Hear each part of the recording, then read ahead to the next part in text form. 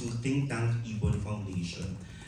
Sinabi po nila na while the government has welcomed the Philippines' elevation to upper middle income status, for millions of Filipinos, they still struggle with high prices and poverty.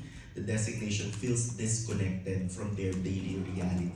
Sabi rin po ng Ibon Foundation, meron pa rin daw pong over 14 million families considering themselves poor. So meron po bang concern from the palace na despite this announcement of this economic milestone, may appear out of touch pa rin sa ilang mga kababayan po natin na hindi pa nila talaga ramdam yung pag-angat ng kanilang buhay?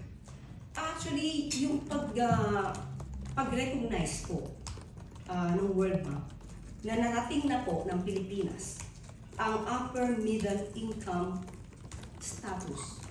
Ito po ay isang mahalagang pagkakataon, tawagin niya ay milestone para sa atin dahil since 1987, ngayon lang po umangat ang ating level.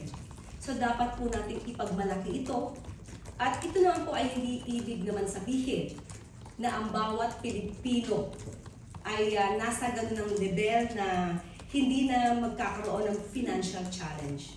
Alam po natin sa ngayon na marami pa rin po mga kababayan natin ang kinakailangan ang tulong. Kinakailangan na magkaroon ng magandang trabaho. At doon po pumapasok yung intervention ng administrasyon.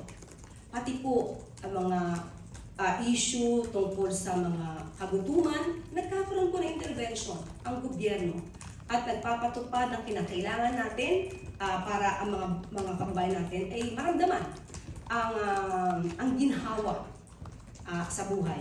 So, ito pong pagiging upper middle income country, hindi po ito finish line. Hindi po ito katapusan. Marami pa pong dapat gawin ang bansa para mas umangat pa ang ekonomiya. Ang ibig lamang po kasing sabihin nito ay meron po tayong malakas na ekonomiya na maaaring makapag-inggan niya sa mga investors na mamuhunan sa ating bansa, na mag-create ng jobs. So ito po yung ibig sabihin nito, na tayo po ay nagsusumikap na gumanda ang ekonomiya. Mas siguro, gaganda pa to kung walang mga obstructions na ang purpose lamang ay manira at sirain ang Pangulo at ang administrasyon.